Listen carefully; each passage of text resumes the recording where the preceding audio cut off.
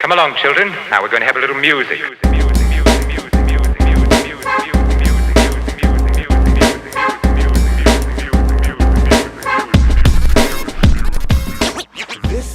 Yo, what is up, guys? Welcome back to First Cut Live. We are here on another Monday night to break down all the movie news, trailers, and goodies coming out this week and last week. I'm here with the full crew in the house. Sabrina and RB3 are here. How are you guys doing today? Doing good. Excited that we got to see each other in person this weekend. Yeah, that was fun. Yeah, RB3, how you feel, man? Feeling good. It's been a stressful week, past couple weeks. That's right, baseball. Yeah, baseball, and then just this stuff, and then Quarter Life Crisis, and then EUPHORIA. But it's all been wonderful. It's all been great. Actually, let me see if I can pull up that picture of us all together right here real quick. Here we go. Oh yeah, that's a good one. Let's see, it will come right on the stream. I don't think it will. Okay. Anyway, I'll pull it up in a second. But to all of our members, thank you to all of our members for supporting us. Thank you to everybody who supports us on every level. Oh well, hey, here we go. Sorry, I should have put this studio mode. But hey, I see half of it. Hey, okay, I'm gonna fix this up. But yeah, no, it was a great time, y'all. Thank y'all for everybody coming out to the Landmark EUPHORIA screening. There we go. Yeah, it was a great screening, great time. So thank y'all, everybody. Yeah, man, it was dope. And obviously, shout out to Dylan, shout out to you for an amazing feat doing that whole short and just having the success of it overall is really, really amazing. So shout out to you guys, man. Thank you. Hey, man, and salute to you, Andres, man. You drove a long way. A lot of people in LA can't even make the screening, man. But you came all the way out, man. I appreciate that. I was gonna say Silver Lake to Santa Monica was already tough enough. I can't imagine Arizona to Santa Monica. But it's all about the parking, man. That's what it's all about. The drive, easy. Parking, I'm always like freaking out. I'm like, where's the parking? But I can handle everything else. So yeah, it was fun. RB3, you had to create a list of topics for this episode. And I was excited to see what you come up with.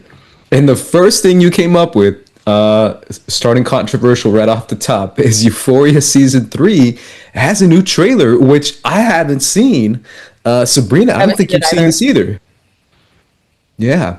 So RB3, you have this trailer pulled up for us, man. Yeah. Let's react to it. Before we react to it, just need to say hi to everybody watching, all 5 of y'all watching. Salute to y'all. And make sure you hit the like button, subscribe if you haven't already. And yeah, I keep saying I gotta shout out the members, but let me shout out the members real quick. So sorry, y'all. The members, we have Escaptico Humanista, you, salute to you. Gabby Go Contra, salute to you. Jonathan Marcido, salute to you. All Ed Santiago, salute. Dan Nye, I remember Dan Nye, salute to Dan Nye. Martial Arts Film Freak, a member. Wiley Todd, a member. Freestyles, recent member. Ray Tabin, of course, myself, RB3, Brendan Ashes Productions, and Derek 860. If I forgot you, my apologies, but that's all the members that are showing up on here. So yeah, thank you to all of our members. Your report is heavily appreciated. We have merch, we have all that stuff down in the description below. So yeah, without further ado, are we ready to watch the trailer? Let's do it. All right, let's do it.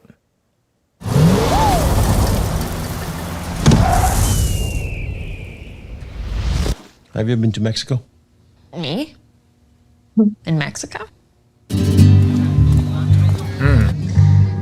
Okay, Mexico. Interesting. Swallow. Disfruta.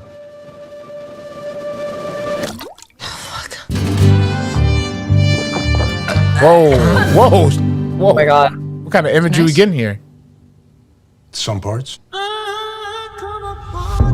In the beginning, Okay. we had to make a choice. Okay. All right, About Jacob. who we were and what we wanted. The network Hollywood loved your life- storyline. Oh my gosh. Oh, so Guys, she Hollywood. was how far we were willing to go. Oh, wait. Who's it? With who? Alexa Demi. Let's go. Baby. I want to tell you something that might make you angry. Maddie's been helping me. My man? She was my Oh, they married. What do you think she wants? Hook the ass up. Okay. For all these years, Does your wife know you do this? Do your parents know what you do?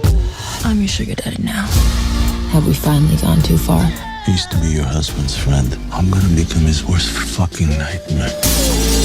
Whoa. I've done a lot of evil and I've never really thought about it. Okay, well, it's clear you've been using a gun. You wanna undo the evil you've done? Start by changing yourself. Home in the bingo. Look at me. I can see it that you're a good kid in a bad situation. Wouldn't you agree? Oh, fuck. I used to believe that the world would be a better place if people could empathize. Remember me? How could I forget? RP. Is that people no longer know the difference between right and wrong. You Yo. poison kids for money. Mom, I really need to come home. You're evil. What happened to you? Alamo tried to kill me. And he's gonna do the same to you.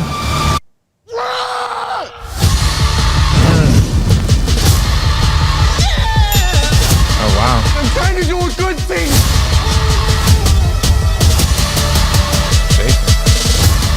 What's wrong with you people? In the end, Yo, he no looking matter beat who up. you are or what you want,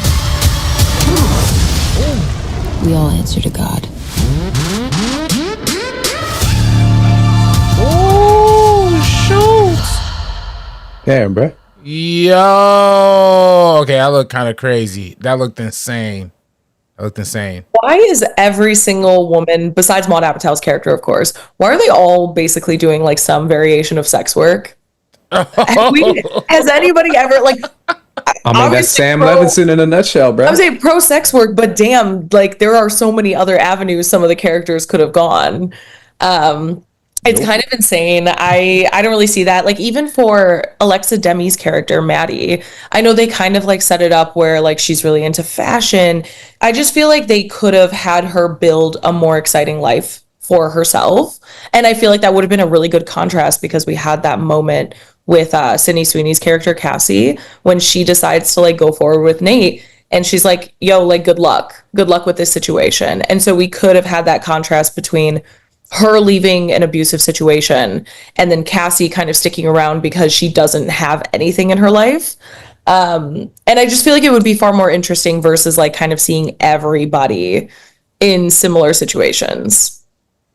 I mean, yes, the limitations of Sam Levinson's idea of what women can do, what girls can do, I guess, because he started off with like 14, 15-year-old girls is what they're playing in the show initially. So it is odd. But it is, I don't know, it's what this guy does apparently. So yeah, it feels like it's like a weird, it's got like, I don't want to say Breaking Bad, but like those kind of like little gang stuff going on there. Yeah, I was gonna say super violent. Like that was the thing that like stuck out to me. It was like we kind of got a little tease of the violence in the last season.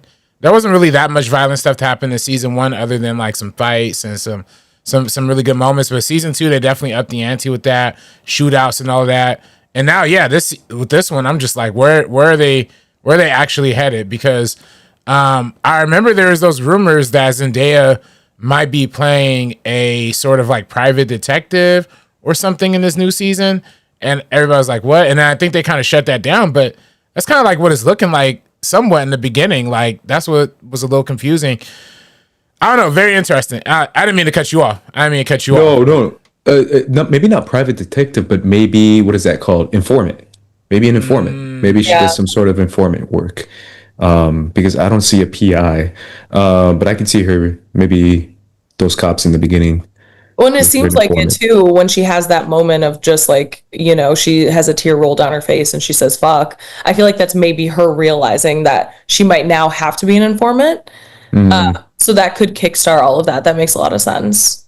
Because she did owe the woman money, and they never addressed that. And so that's probably like her being in this business, maybe with her, I'm assuming. And then, getting caught and having to unravel the scenario a little bit. Yeah, it'd be interesting to see, but there's definitely some sort of like gang stuff there, drug money type stuff. So it's interesting. Yeah, what do you think, RB3? Yeah, no, it's definitely some gang money stuff.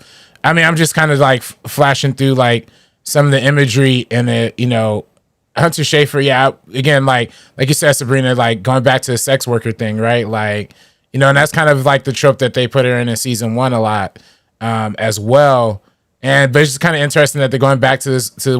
Nate Jacobs marrying homegirl here, Sydney Sweeney. Very surprising. Very surprising. I mean, you think they'd have like much more of a tumultuous relationship?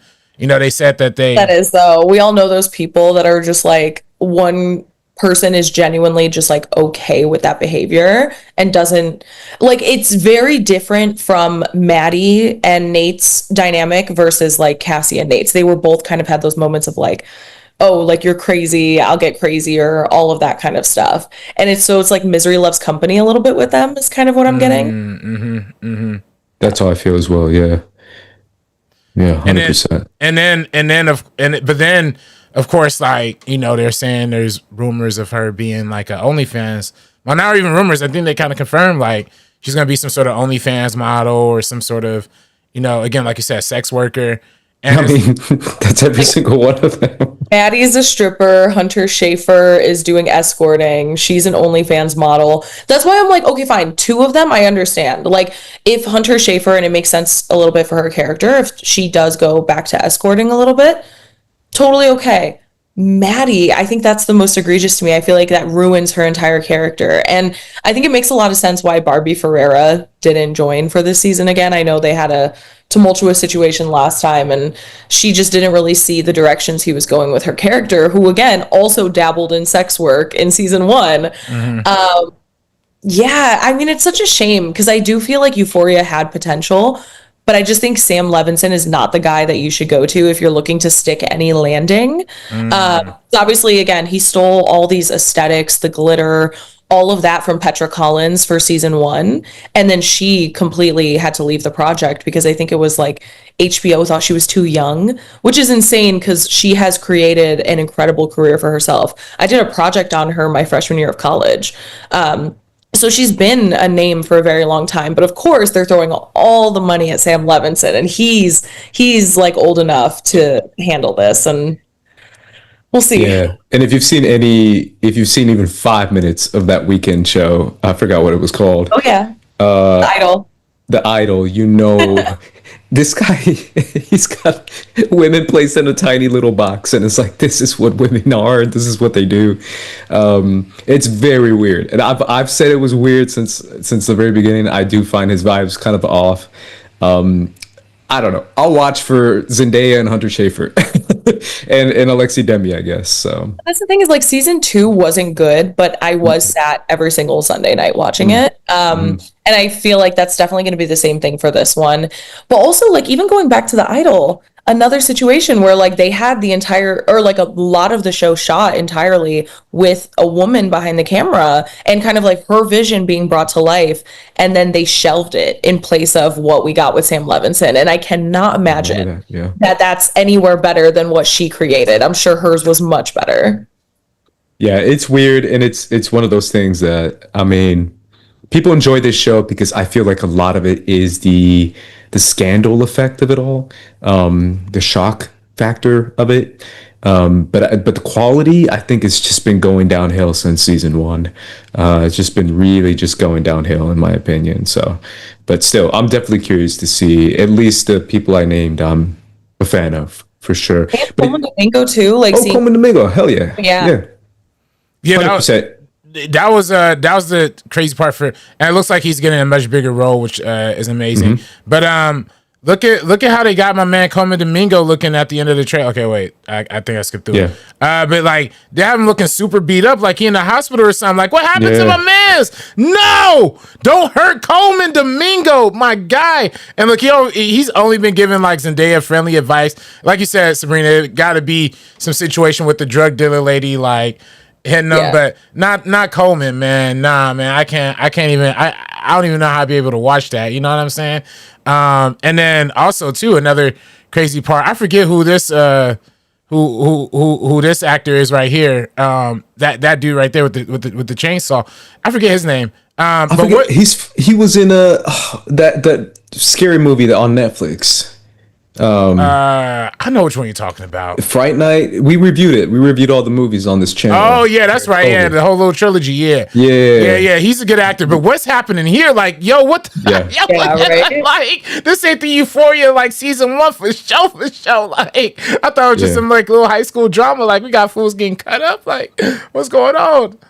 Yeah, I forget his name. I really wish I could get it. I feel like every single time I see him in something as like a supporting role or whatever, he's a lot of fun. Yeah, he's good. And he also rocked the bandana. That whole we called him Dorian, or someone did, because he had like a bandana on. Oh yeah. Was it? What? Because we were saying like it was a horror trilogy. Was it Fear Street? Fear Street. That's what it was. Okay. I was looking it up and I just could not remember the name. Yeah. Fear Street. That's where I remember him from. But he's in a lot of other stuff too. I can't remember. Yeah. He was in something else that I really like too. But also shout out to a friend of the show, Jay Washington. He's gonna be in some of these episodes as well. So no way. Yeah, he announced it, and it looks like it's gonna be a very, very crazy role. I wonder if he's gonna be the one putting the pause on Coleman Domingo again. I hate to see that, but yeah, That's the thing is like they have Coleman Domingo. He's the best actor in the show, so they had to give him something to like really flex. So they had to put him in a bad situation. Yeah, no, for sure. And you know he's gonna give the most loving, kind advice like right before that happens, and then it's gonna go devastating. Yeah. Nah, but it's a good. I mean, I'm sold, but at the same time, like you said, Sabrina, like none of it's looking like particularly good for women or the culture in general. But as some like splashy TV, you know, I'll watch it, you know. 100%. There's another TV show coming out, right? RB3? There's another TV show from HBO. Ironically, HBO been on a run with their shows, and of course, the new Harry Potter joint is out. So, do we want to react to this one, y'all? Are we good with reacting to it? All right. Here we go. I told you. Okay. You are a normal Looks boy. ugly. Right. It looks like Industry or like Succession. That's not how Harry Potter's supposed to look. And you're going to start very acting like one. gray. You think you're something special? There is nothing special Oh, and this is basically the first movie, like about redone. you. Okay, interesting. I've always wanted to know about my parents. Your parents were the kindest, bravest people I ever met. They were funny and clever. Oh, Hagrid, he kind of sound American. And they stood up for what they believed was right. He got that heavy British accent, you know. The next time I see you, we'll be in Hogwarts. It looks so ugly. Right. Celebration. J.K. Rowling in the trailer, Pro Choice.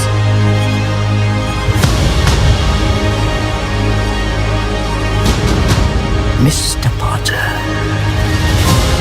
I think we can expect great things from you.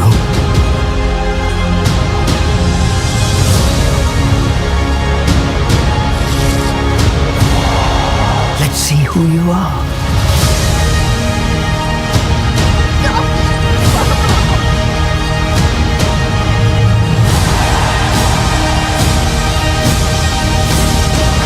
Okay. So, oh, that's Snape. Are you really Harry Potter?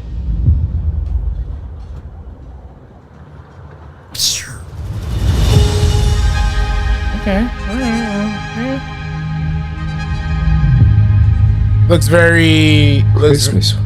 Yeah, Christmas. Yeah, you know, it's the first movie's basically like a Christmas movie, right? It is, yeah, low key. I don't know if it's the first, but yeah, you might be right. One of those movies. Yeah, one of the first two. Yeah, I mean, it literally looks like that literally looks like the first movie again. You know what I'm saying? Mm-hmm. Like, so yeah. Yeah, because the movies are apparently pretty accurate. I haven't read the books, but apparently pretty accurate.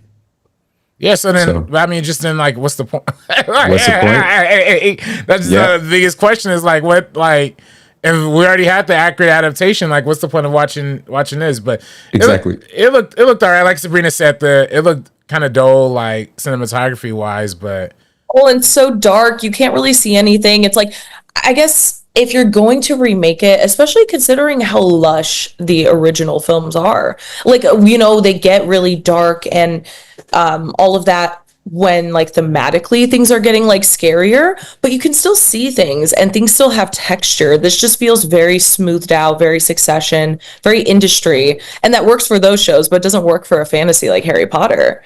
Like, I want a little bit more color. I want more warmth. This just doesn't look interesting at all. And obviously, I don't care about J.K. Rowling at all. I'll just go watch the original show. But I feel like studios won't learn anything from this. I feel like, if anything, you know, unfortunately, Snape, that actor, people like that are going to be scapegoated if this doesn't go well. It's not going to be like, oh, people don't really care to see the films that are very beloved just completely remade again, and in probably, like, lesser quality, and with everything J.K. Rowling's been doing. So yeah, obviously I won't be watching this one. I don't even think I've watched all the other Harry Potter films, but the ones I have seen, I have really enjoyed. Yeah, I'm in the same boat. I've seen all the Harry Potter films. Obviously, I actually did a Harry Potter watch thing, like, back in, like, 2016, 17, because I didn't grow up with these movies. So I watched them for the first time around that time. Enjoyed them for what they were, but I do want to bring up that question as far as who is this for, because it's playing on HBO Max. It looks like it's skewing hella young. Like, hella young. Like, I'm talking 8-year-olds. But I don't like, they're gonna get 8-year-olds to watch this show on HBO Max, and I get it that HBO Max is now, you know, a streamer for all ages, but it still feels weird. Am I the only one who feels that way? Like, I don't know. It feels weird to have a show that skews this young, to be on this kind of network and to have this kind of money behind it, which is why I don't think it's necessarily for those kids. I think it's for millennials, like our age or my age. Yeah. And then secondly, I'm with you, Sabrina. I just feel like, and obviously if you're on film Twitter, everyone has said it, but you just can't give money to J.K. Rowling in any way. You can't give her a view. You can't give her a click, like, nothing. Because she's psychotic, like, actually insane. And she will use every drop, every penny to push her insane bullshit that she's running in the UK. So yeah, I'm gonna be skipping it too. So, and that's the thing, is that people are like, oh, but what about Lord of the Rings and this? And, like, you know, people had more traditional beliefs, like, back in the day. And it's like, okay, but she is actively using her own money that she's getting from shows like this or any Harry Potter merch or whatever it is, licensing, to push her agenda currently as we speak. So it goes back to everything that you said. I don't know who this is for. I feel bad for the kids involved as, like, the actors. It's huge shoes to fill, and it's a terrible kind of, like, set of circumstances to be jumping into, honestly. So yeah. Yeah, same with the yeah, I agree with you. It's going to be it already is. It's one of those movies or shows where vocal critics of the show are like, hey, don't watch this because of J.K. Rowling. And then the other side, don't watch it because there's a black person in it. Yeah. It's like, how do you differentiate from, like, when people are saying, I don't want to watch this? And at this point, it's like, oh, well, it's yeah, they messed up by doing this, in my opinion. And I know they want to make a lot of money, but I don't get it. And I'm sure it's hard for people who grew up with it. I didn't, so I can't really, you know, speak to that.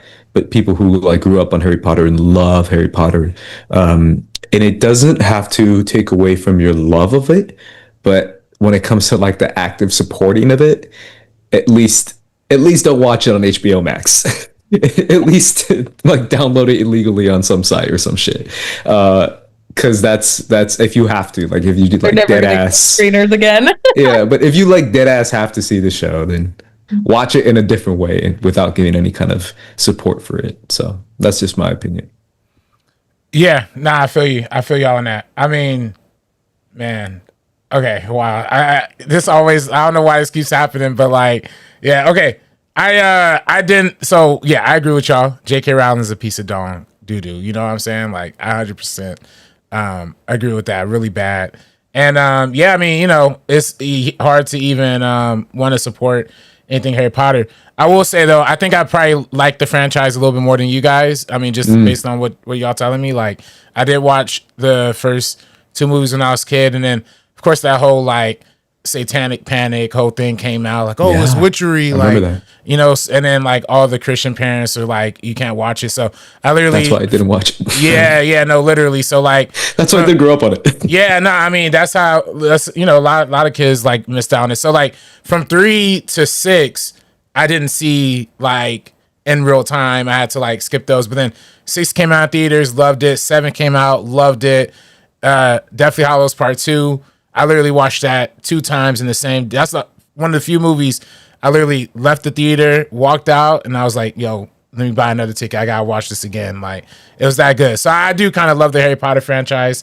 And yeah, you know, again, J.K. Rowling is trash, super trash. But you know, so that's why, you know, it's kind of tough to endorse that kind of stuff. I always just think like, you know, there is a lot of other like crew people and actors who are like involved in it too. So like, I kind of try to, you know, I don't want to say separate the art from the artist, but like in the case of like TV shows, like I don't think she's the showrunner of the show, or I don't think she's like, you know, she's definitely getting paid a penny. Don't get me wrong.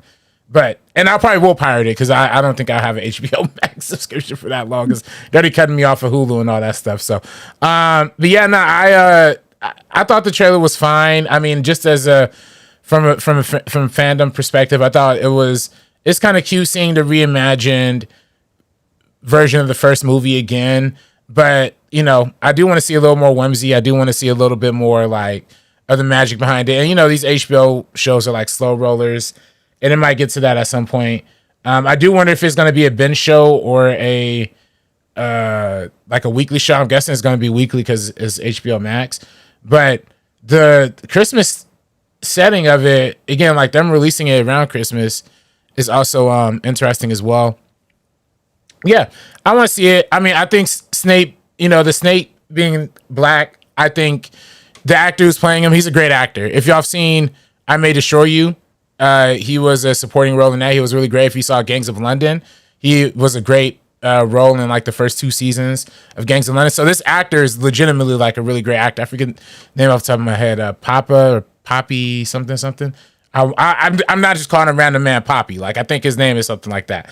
It is something, yeah. Yeah. And he's really good. So I do want to just like, of course I'm like protesting the movie, but I'm gonna have his side. I'm gonna have the side of the little biracial girl that they got to play. Who's that? Hermione or Hermione. Yeah. I'm gonna root for that, you know, just because we need that representation too.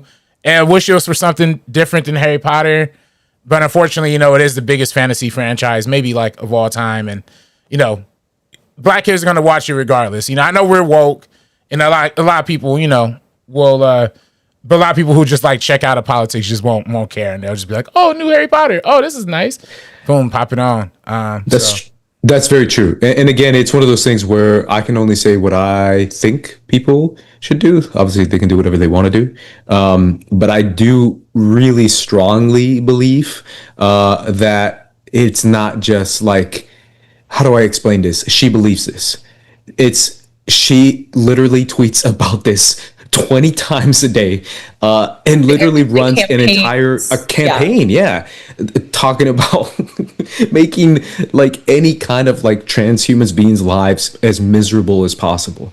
That's why I can't, you know what I'm saying? Like it's a different level of where she's at. That's the thing. There was that boxer who everybody, oh my God, she's trans. Awful. And then she's literally not even trans. So it's like, I think that's what people don't understand too, is that like, even if you're not trans, this person was attacked who is a biological woman. So no matter what, when one group suffers, it's a domino effect, and we all continue to suffer. So, you know, none of this is okay. Yeah.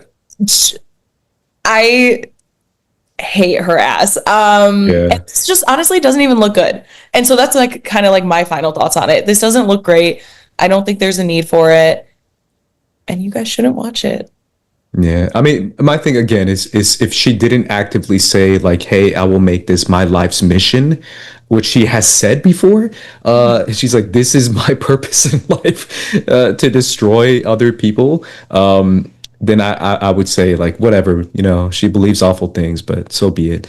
No, it's like, no, she's like, I'm gonna use every dollar you give me to put into this hate campaign, which is essentially what it is. And it's also very unfortunate because obviously Harry Potter was such a big moment, you know, decades ago. But it's like, instead of funneling money into reimagining something that doesn't need it, why not just fund some other interesting person's idea and create a new Harry Potter and have a new fantasy, like just something that could be really refreshing and sweet. But here we are just rehashing again for the millionth time, just all this nostalgia bait, all of these old things. I understand that this interpretation of it is going to be different since it is a TV show versus a film, but it was never really like, the films didn't leave a hole.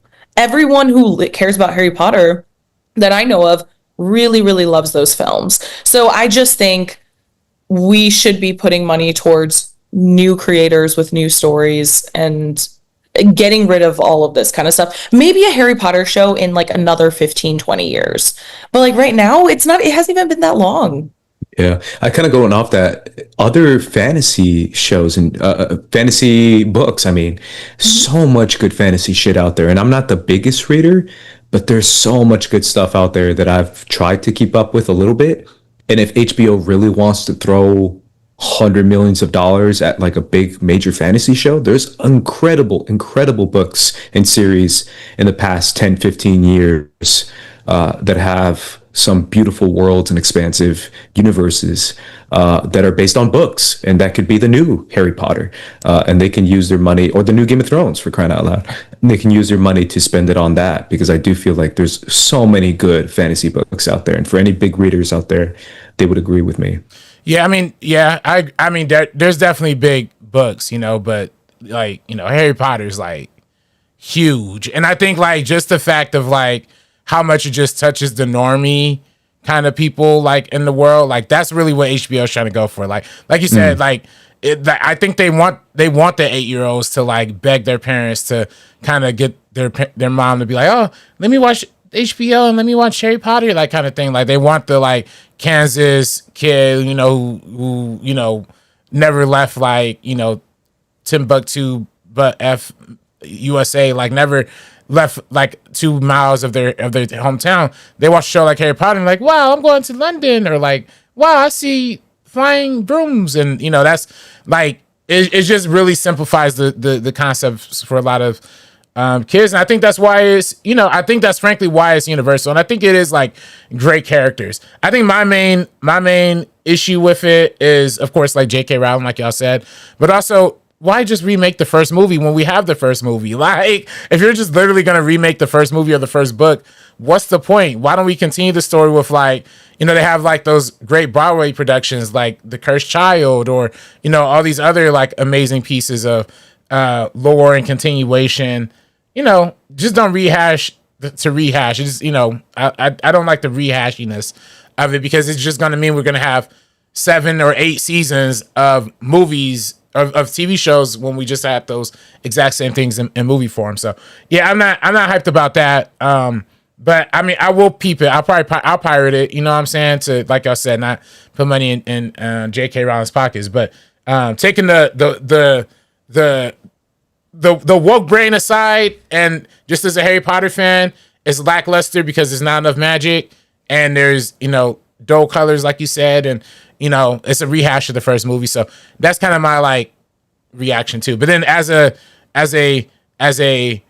woke young person who, you know, supports the trans community, J.K. Rowling, I'm not supporting what she's saying at all whatsoever.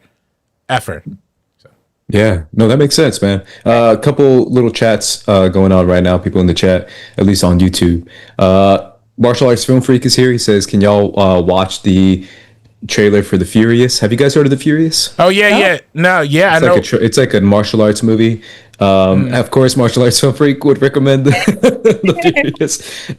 Enter Lenman in the chat says, "I'm passing on the HP show. The trailer lacked magical whimsy. It looked and felt too dark. It needs to be more lighthearted." And then RS7LN5M20 says, "Are you guys gonna watch the I Love Boosters trailer?" We've seen that one, yeah. I Love Boosters. Tune into the first cut. Well, yeah, they just on I Love Boosters. Yeah, they just put out a new one today, so I think they're referring to that one. But Is that the one that came out before Project Hail Mary? No, I think it's a new trailer. Yeah, new. Okay. But I'm not. That's for me. Like, I'm not watching any more trailers for it. I'm just gonna. I'm too excited for it. Yeah. Yeah. And then Enter Lenman says, when it comes to J.K. Rowling, it's Avada Kedavra on site. For sure, man. Yeah. I mean, yeah, it's obviously it's complex when it comes to Harry Potter fans like you, RB3. I agree with that. I just think for me, there's just too much there when it comes to obviously JK, but also, like you said, Sabrina, lack of originality, throwing money at something we've seen before. The first movies were accurate and people love them, so why are we doing it again? It just feels odd all the way around, but I'm with you, RB3. I think this is a Warner Brothers so safe decision. Like, it's the safest thing they could possibly do. And that's why they're just like, you know what? Screw it. We just want to make money the cheapest way we can, which is rehashing something that everyone has seen before. So really even don't see this lasting too long. Like maybe another season or two. I think it's quite successful, but I don't think it's going to offset kind of how much it's going to cost to keep up a production like this. Yeah, I agree with that. RB3. Oh, go ahead. Well, I was going to say too, one more comment, a couple more comments again from TikTok. Since everybody watching on TikTok live, Derp Roland said, Samantha Livingston, vulgar auteurism. That's interesting. I don't want to misgender Sam Levinson here. I mean, I guess he's just a dude, so who gives a fuck? He would have been an OnlyFans model. Right, exactly. Yeah, exactly. Samantha Livingston is the OnlyFans version of Sam. And Martial Arts Film Freak says the same thing about The Furious. Yeah, Martial Arts Film Freak actually DM'd us on the First Cut account about the Furious trailer, so we'll get back to you. Dope. You're a member, so we gonna have to hit that one of these days because you're a member, Martial Arts Film Freak, for sure. But yeah, sorry, what was you saying, Andres? I was gonna say the next topic you have out here is something I did not expect at all, man. What is this? This is your own personal hate campaign against Glenn Powell? What's going on, bro? No, I like this conversation. Yeah, nah. Why did you bring this up, RB3? Why'd you write this? Well, I mean, I've been seeing it all over Twitter these past few days because Glenn Powell recently signed on to do, or not recently signed on. He probably did it a long time ago, but recently got announced to be in the Super Mario Galaxy movie, playing the Fox guy or whatever. Star Fox, right? Oof, legend. That's a legend. Yeah, that's a legend. Yeah, that's a legendary cartoon character. But yeah, I mean, when you start to get to the point of voicing cartoon characters for checks, like you kind of know like where we're at, like movie stardom wise. And I think I hate to say it, Joe, I think he might have fumbled his air. He might have fumbled it, but I don't know what are your takes, Sabrina? Because you know what's going on too. So I love Glenn Powell. I love Glenn Powell in a way of like, this is a friend of a friend or like a distant relative, and you see them and they're always so kind and warm. I first saw him in Scream Queens, gosh, what is it, like 2014, 2015 or something like that. And he is so funny. He is so charming in that show. So then, of course, going from like Top Gun Maverick and everything else, I was so excited to see his trajectory. And even like back with films like Everybody Wants Some, the Linklater film, I think you can just tell like when certain people are meant to be a movie star. And he definitely has that quality. Unfortunately, I think just like the era of the films that are coming out, it doesn't match to create a movie star. And I think that's the problem that we're having versus like he's picking the wrong role. I don't think it's like him. I don't think it's his abilities. I don't think it's anything like that. I just think we don't allow opportunity for the whole like movie star era to happen again. And so I'm actually really glad he's doing this. Once they announced that the character was in the film, I was really excited to see who it was going to be. And like my group chat was blowing up about it because that's who my boyfriend mains on Melee. So it's just like a huge running joke for all of us too. I'm a Rory girl myself, but like he plays Fox. And yeah, I just think overall, unfortunately, there's been a string of rough ones. I think he wasn't cast well in Running Man. It's just like things like that. But I also think it's more of an industry problem is that we can't have movie stars again. Even like Timothée Chalamet, you would kind of consider someone like him to be a movie star with like Dune, Marty Supreme, all the stuff he's been doing in so many different genres. But I don't even think he's even considered to be like a movie star. And nobody's bankable anymore. I think he's getting there. Yeah, I think he's getting there, or he might be there by Dune 3. He might be like the closest we have, but it's not like thinking of like a Tom Cruise or anybody like that. I mean, I think we just had him. And if we're talking about white dudes, I mean, Ryan Gosling, bro. Like, that's number one white dude right now. Yeah, he's a movie star. He's a movie star. But he was already a movie star. True. But I do say, if I gotta butt in, because, bro, that's Star Fox, bro. This is a legend. I mean, I literally think the creators of this movie were like, we need to cast someone big. They were like Glenn Powell, because I do think that that role is going to be it won't be a big role, but I do think it's a big name, I guess, to attach. You need somebody that's like charming enough to like embody that same energy, and I think Glenn Powell's the right person to do it. And also, like, they have Anya Taylor-Joy, they have isn't Brie Larson in this one as well? Brie Larson, Chris Pratt. So, you know, I feel like they were shelling out the money. It's like, how could you say no? It's kind of like what Kirsten Dunst is doing with the Minecraft movie and The Housemaid or whatever. Like, she's taking that check, she's like funneling that into the Dunst Plemons household, and she's calling it a night. And then she'll make some more films with Sofia Coppola down the line, and that's okay. See, I love that, because that's exactly what Kristen Dunst should be doing. She's had a long career. She's been a legend for a super long time. At this point, she should be in that cash in a check era. You know what I'm saying? I think the only thing with Glenn Powell, and I like Glenn Powell a lot. I said in my How to Make a Killing review, he looks like Mikey. You know what I'm saying? Our boy Mikey, Mikey Chow. Yeah, he kind of looks like a white Mikey. But it's tough, because I think Glenn Powell started taking the check a little too early, and I think that's why.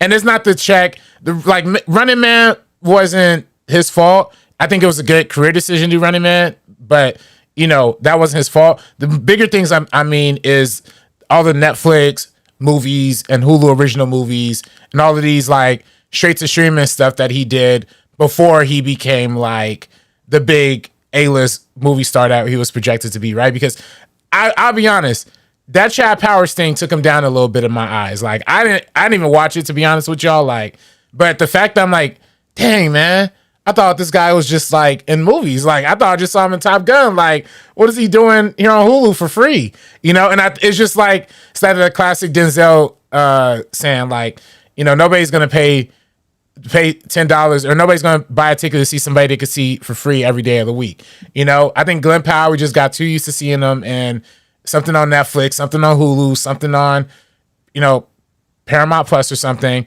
and then after a point, it was just like, dang, like, if he is trying to open a movie today. And I think that's why, like, somebody like a Timothée Chalamet is a little bit more successful, because he has a couple Netflix movies here and there, Don't Look Up, all that kind of stuff. But he did mostly stick to the theatrical thing. Same thing with Michael B. Jordan. I think he's another young movie star. We kind of categorize as like now a movie star. And, you know, but again, Glenn Powell, the streaming money's good. The streamers pay a lot of money, for sure. But I don't know if, when you're a rising star, I don't know if that's the move you should make, like, initially. Maybe that's just me. I think the Chad Powers thing is definitely very valid. I feel like maybe he thought it was kind of going to be something better than what it was. I do disagree for just like Hitman and all of that, because he actually co-wrote the screenplay. So I feel like sometimes, you know, when you really like want to get a film out there, you want to star in this film, you're writing the screenplay for it. Unfortunately, it's going to go to places like Netflix sometimes, and there's nothing you can really do about that. And I still think, like, if that did come out in theaters and have like a wider release, I feel like that could have caught on, because it was a really fun one. Yeah, maybe. I was definitely more on the negative side of Hitman. I know people, I guess I just think the hype killed me. I thought it was very decent. But I think, could this be, I don't think he's necessarily choosing the wrong roles. I don't even know if he's getting offered these kind of roles, because I think maybe these smaller studios or smaller companies assume he's just I don't want to say one note, but kind of a one note actor, because that's kind of what he's done so far. Does he have the range or dynamic, I don't know, skills to pull off? I mean, we know Timmy does. Timmy does have that. He has that. And Gosling kind of has it too. So it's like, does this dude have that? I don't know if he does. There's different movie stars. Like if we obviously go to like decades past, there's so many ones where it's like, oh, if I'm seeing this movie, I know I'm going to see this person act their ass off in this. And then this person has their lane. Yeah, I feel like Timmy, he's good, like general, like very broad range. Glenn Powell, if he came out in the 90s, he would have been in every rom-com. Like we would see, if they had any sense, like we'd be seeing like The Bodyguard, but with like him and Beyonce right now or something like that. Like this is what he was kind of meant to do. So he has his lane. We saw him in Twisters. That was really fun. Yeah. Even Anyone But You, I feel like the only reason that movie was like fine enough to watch is because of his performance. Like he really carried it, him and the supporting characters. But anything But You is a good example of like, that was such a layup. Not a layup, but he shined because Sydney Sweeney was so stale. Like he just made him shine even harder. True. No, because he was in another rom-com with Zoe Deutsch years ago. It was called Set It Up, and you can just tell he's meant to be. I did see like, that. rom-com. Yeah, I don't even remember why I saw it, but I saw it. Meant to be in like rom-coms, maybe be like a little action hunk, and that's just kind of his lane. And I feel like those roles just aren't really popping up right now. Like how many rom-coms are you seeing? Maybe the DC universe should hook up with this dude. Maybe he's a Booster Gold. Maybe we found our Booster Gold. Imagine Glenn Powell as Booster Gold, bro. That'd be funny. I think he'd be pissed. He's like, Booster Gold, not like a bigger name. But I think he'd do well though. I mean, I do even wonder, like, is even playing a superhero like even a good idea anymore? You know what I'm saying? Like at this point, I'll take it. Yeah. I mean, he'll probably take it too. I just don't know. Like again, I really do think about, again, we talked about Gosling. Like Gosling never really did a full superhero movie, you know what I'm saying? Timothy Chalamet never really did a full superhero movie. Michael B. Jordan did have, of course, Fantastic Four, but he's so good he was able to recover from that. He recovered from that by playing a villain. Now if Glenn Powell plays a villain and he shows us like a little bit more of like a menacing side, because you're right, Sabrina, he does charming very well. He does the suave guy very well, the dude that all the ladies want and all the guys want to be for show. But he got to play something like sinister, maniacal. Like he just got to make a real career pivot, like just something hardcore. He could. I think he could. I'd like to see it. Yeah. No, I think he could. I think there's still time for him to be the star that I think we all want him to be. But how cool is it though to like have somebody show up at your house and it's like, yo, I have this fat check for you, and you're playing Fox in like Super Mario. But like, you're not going to turn that down. No. Yeah. No. Give me that shit. Yeah. Yeah. You're not going to turn it down. But for me as a film fan, I do kind of look at that like, all right, bro, like you kind of really, man, come on, man. That's a legend, though. I hate to His say announcement video was even so fun. I just feel like that's like such a fun. I don't think it hurts anybody. Like again, the Kirsten Dunst Minecraft stuff. I'm like, I love my girl. She's one of my favorite actresses of all time. Again, get that check. I respect it. She's done enough in her career to show us why she can sell out, and I support that. And we know she'll do a million fantastic films, even outside of, you know, The Housemaid and a Minecraft movie too. But with Glenn Powell, I think, I was about to say Chad Powers. With Glenn Powell, I still think that he's going to have a lot of really incredible stuff coming down the pipeline. I do think he has the ability. It really is dependent on the role. Yeah, it's interesting. Obviously, there's another conversation to be had. Eventually, it won't happen right now with you guys, because I would just talk your guys' ear off when it comes to voice acting. There's one that's happening right now on the animation side of film Twitter. I'm talking about Invincible and how much those actors are getting paid. Like they got J.K. Simmons, Steven Yeun, and they get bank off that show, apparently. I didn't even know they got paid that much. And that's just that Amazon money just throwing those checks around when it comes to voice acting. But there is an art to it, and I think people don't really know about that art to it as well. And I think there's a level of respect to the animated property or the animation itself. And that's the difference in, no offense, Japan. People were talking about the season 3, shout out to the season 3 finale of Jujutsu Kaisen, and talking about how like 2 seconds of that season finale is better than anything Invincible has done. And it's okay true. Even though I love Invincible, but there is levels to it where there's a level of old school American thinking of animation needs to be the voice actors, needs to be big actors. I mean, big talent. And the animation is secondary, where it should be the opposite. So, but again, that's a conversation for another day. In my opinion, I think they genuinely thought like Glenn Powell is just like a big name, and we want to have a big name attached to that role. So, I also think if you turn Fox into a human, it would be Glenn Powell. I mean, that's what it is. I just think it's good casting. I think it's really good casting. Yeah. So shout out Glenn Powell. It's good casting, but I do think it hurts the image. I don't know if he's an A-lister in my book yet. He might just be like a high B-lister. High B-lister. I think what did it, and this will be my final thought, is Running Man. I just think, I really think he thought Running Man was gonna just kick ass, and it didn't. Yeah. So yeah, it was Running Man, and then How to Be. I did like How to Be a Killing, that movie, but it did really solidify to me, like you said, Sabrina, he's like kind of that like one note kind of dude, like he doesn't have, or Andres said it too a little bit, like he kind of slots into that Glenn Powell-esque role very easily, and it doesn't really do a lot outside of that, but he still has a chance, play a villain, somebody else, Evan is the best in the chat, says C-listers. Oh man, not a C-lister. He definitely not two straight flops. Yeah, no, not a C-lister, not a No, C-lister. I feel like that whole flop conversation is also really tough because everybody was mad at Sydney Sweeney, so they're like, oh, look, all her movies are flopping and like everything like that. I think a lot of the times, again, the marketing, so much is involved with that kind of stuff. How to Make a Killing did not have great marketing at all. And honestly, neither really did Running Man too much. Like, I don't know if I agree with that. I think Running Man, maybe not great marketing, but it had a lot of marketing. No, a lot shit was is everywhere. Very different. A lot is very different. They put so much money into so many things, but that doesn't necessarily mean that that's translating. I feel like there was a whole kind of like demographic of people they could have gotten into the theater to see that film that would have been more interested. But I feel like they did really just like rely on Glenn Powell and concept and remake and like all this other stuff that just didn't really translate well to most audiences. So I'm not blaming the flops on him because he is not the Running Man's fault. Yes.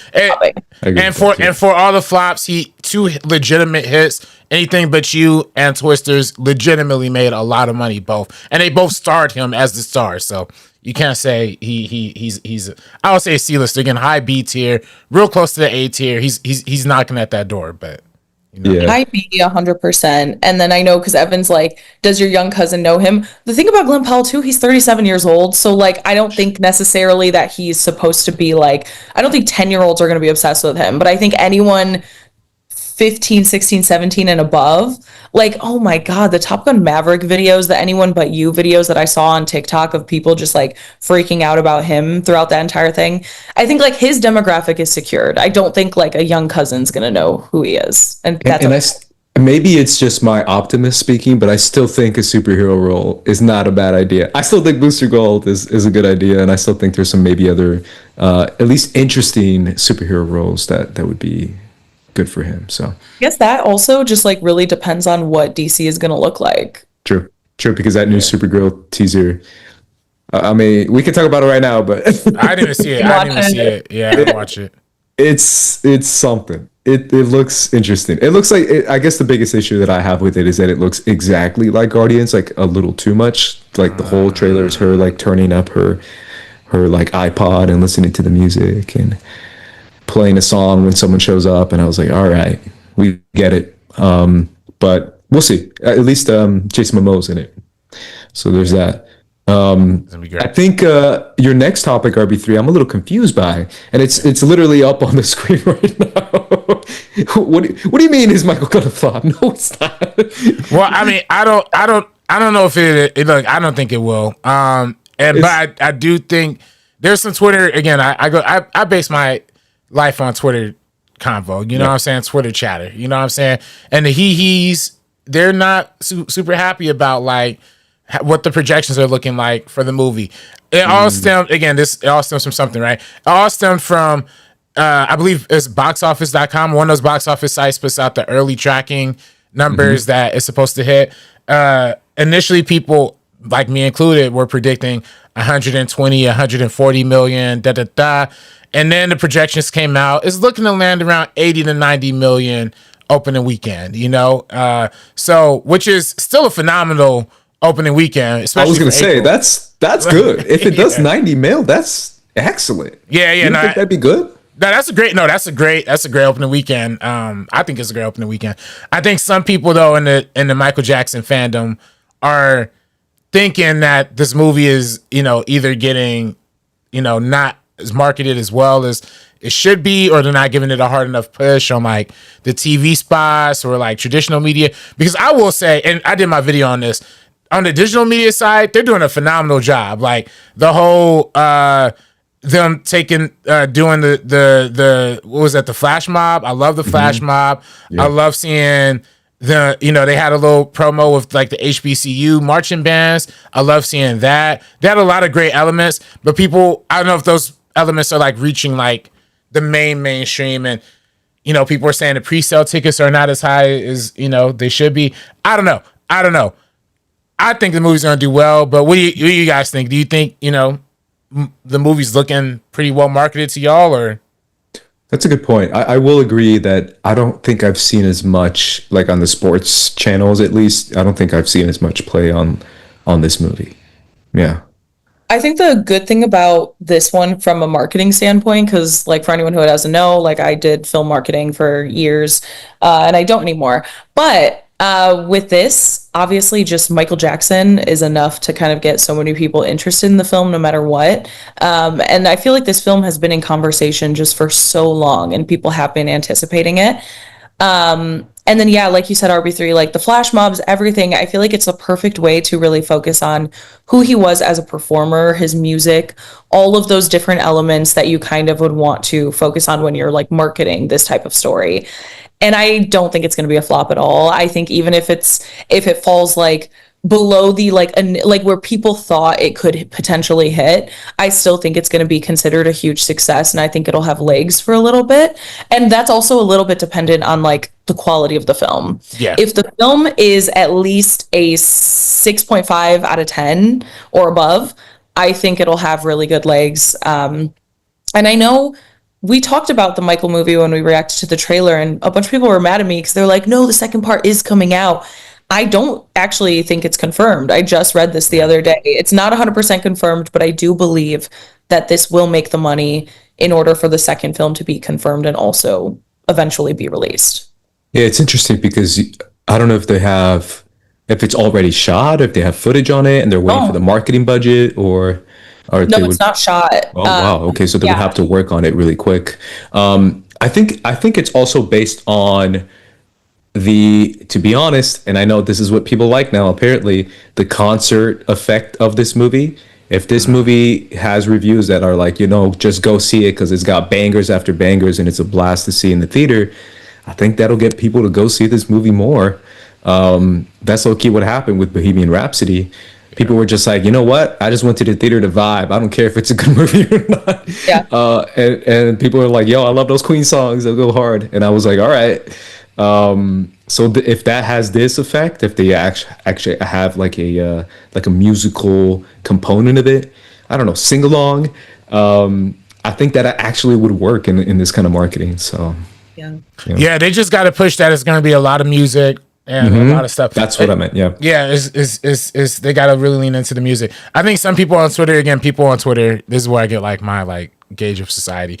But speaking to the qualities, Sabrina, some people on Twitter were like criticizing it, saying like, you're making the movie about the biggest pop star in the world and it looks like Strata Compton, or they're like, you know, they're saying basically it looks like a standard biopic when I guess Michael is bigger than a standard biopic.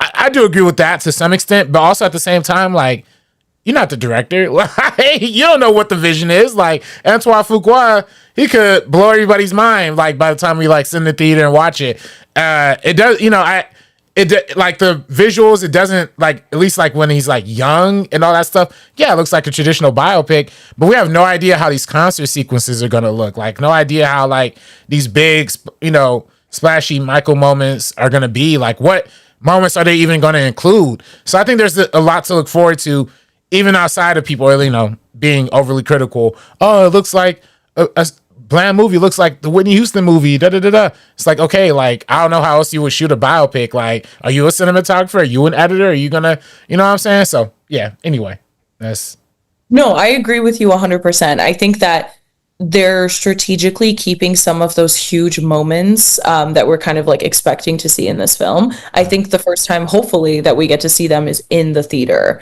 And that's really, really helpful too.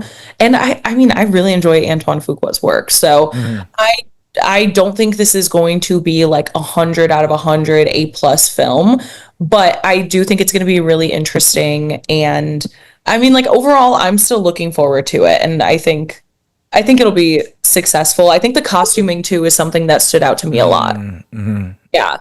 And like that's another thing, like being visually stunning in the way of the concerts, the costuming, all of that. I think that's going to help kind of move that along. 100%. Yeah, last thing I got real quick before we take off. If people want to check out my little super short Buffy video that I posted on the channel just now, make sure you guys check that out. Talking about what happened with the Buffy reboot. It's a whole mess. I read like every article based on that. So I think I just boiled it down in a really short video. So make sure you guys check that out. But yeah, shout out Chloe Zhao. Shout out Sarah Michelle Gellar. You will be avenged. Buffy will be coming back one day. Nah, Buffy's coming back. I'm just read these last couple comments here from the YouTube real quick. What is a flop? Define it. You know, a flop, it probably won't flop. I actually don't even know what the budget for this movie is. I think, of course, myself, I think Michael Jackson, I think biggest pop star, I think is going to make $1 billion. I think a lot of Michael Jackson fans, of course, like obviously think that too, because, you know, we love Mike. In reality, the movie makes around like $400, $500, $600 million. Still very successful. Like, that's still a very high grossing movie. You know what I'm saying? I do think it will do bigger than that. Like, I think the fact that Bohemian Rhapsody almost made $1 billion is just telling of how big this movie could maybe be. It's from the producer, same producer as Bohemian Rhapsody as well. So I feel like it has that kind of level to it. I think, yeah, that's even what Evan asked in the chat. Evan B. the best asked that too. Will it reach $1 billion? I think it has the potential to. Again, it really, like you said, Sabrina, depends on the quality of the film. I think so too. I think it'll definitely at least crack like 700, 750. Because like, again, internationally, like he was and is still such a major star. And so I just think it's going to crack so many different areas where like even like a Bohemian Rhapsody wouldn't, or Sam Mendes' like upcoming Beatles films won't, even though the Beatles are also so huge. But I just think Michael Jackson, like again, such a worldwide phenomenon. Yeah, I think I think opening will be a little bit lower than people expect. But I think I agree with you, Sabrina, when you said it'll have legs. But also, Naomi Ackie was great in that Whitney Houston movie, in my opinion. She was. So. Yeah, nah, she was. So. They felt that marketing. That was crazy. I agree with that. They did. And it wasn't that great of a movie, too, like you said about the quality. But also on TikTok, so to everybody watching on TikTok, Cinema Gorilla said, going back to the Glenn Powell situation, his announcement video was good. Yeah, I mean, you know, you can always have a good announcement video. I actually never seen it. Honestly, I just want to hate on Glenn Powell because he's Caucasian. But no, honestly, I do like Glenn Powell a lot. He's a really fun guy. And I like seeing him in movies. And then one more thing here from Devontae Hutley. Your last live stream ended abruptly. A 40-minute one. What happened? Yeah, that was the last week's of Block the Block. My apologies. Undressed for that. Yeah, my laptop just like died towards the end of there. You actually didn't miss most of the we actually got through most of that show, like by the time it cut off. But that being said, no more technical errors. This one kind of flows smoothly for like a good hour, right? Like, am I tripping? Yeah, we did anything? It. Okay, we did it. And then but we're gonna We're no more technical errors. We're getting it cleaned up. But also, if you want to help support the show and grow the show and grow what we do here, support us either through super chats, memberships, whatever. Y'all know what to do, man. Buy merch. Yeah, you already know. All that good stuff. Appreciate it, obviously, guys. Yeah, and make sure anyone watching, if you haven't subscribed right now. Make sure you subscribe to the channel, our Star Wars channel, Sabak the Block. We're going to be posting Maul Shadow Lord videos on there, so make sure you guys check that out. And we will be coming back with Sabak the Block on Thursday nights as well. So, RB3, where can everyone find you, man? You can follow me on Twitter, Instagram, and TikTok at Director RB3. I was gonna say Facebook. Jesus. Director RB3. Support my film Core Life Crisis did with Cade Hughesby. The top of the description. Our film is available to rent for $6.99, buy for $19.99. If you want the Blu-ray, you want to support physical media, $24.99. And link in the description down below. And then also follow Landmark Preview Movie on Instagram. A lot of good updates for Landmark Preview coming soon. Sabrina. You can follow me on Instagram at Sabrina.onfilm, and then TikTok and Twitter at SabrinaOnFilm. And then also check out Jury Duty Season 2. I have a review on Geeks of Color. I can link that in like the comments. Yeah, I was gonna say, oh shoot, I forgot. Were we gonna review that today or? I could say a few words, like 30 seconds. Okay, no. All right, let's do that. I'm so sorry. I forgot. Oh, you're so good. I started the music. My fault. Oh yeah, here we go. It's actually my fault. I completely forgot. You guys are fine. Okay, here we go. All right, cool. Yeah. Okay. So for anyone who doesn't know, Jury Duty is back for season 2. Of course, in the first one, they were actually at Jury Duty, and now this one's a company retreat.